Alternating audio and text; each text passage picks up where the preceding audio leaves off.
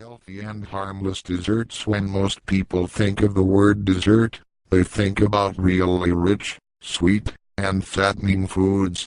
We tend to think it's okay to have something a little bit on the sweet and fattening side after a meal because one, we deserve it because we ate all our vegetables, and two, how badly could it hurt having a super small portion of something rich and fattening? You'd be surprised at some of the desserts that exist out there today. Fancy little individually wrapped chocolates from special chocolate-making companies are the prime suspects I'm talking about here. Some of these treats manage to make hundreds of calories into the smallest pieces of chocolate, some of which are usually just one bite.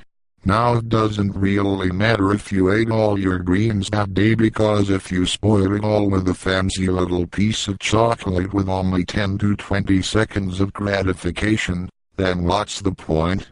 I think that most never even consider the possibility of healthy alternatives in the realm of desserts. How can that be possible?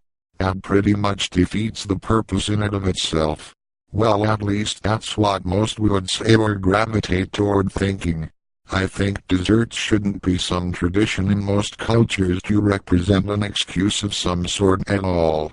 It should be a rewarding after-meal treat that can still stay within the confines of what is generally considered healthy. How about some examples?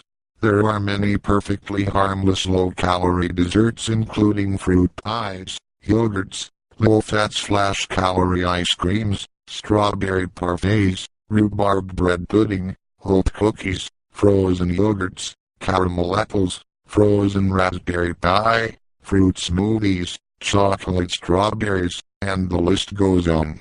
So as you can see, many desserts can be very flavorful and satisfying for those of you that have an undeniable sweet spot that needs to be acknowledged every now and then.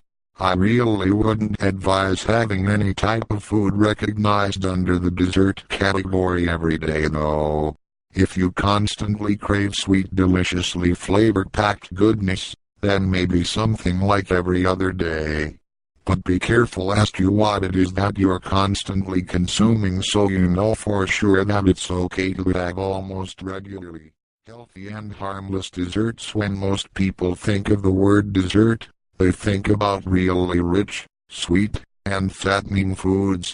We tend to think it's okay to have something a little bit on the sweet and fattening side after a meal because one, we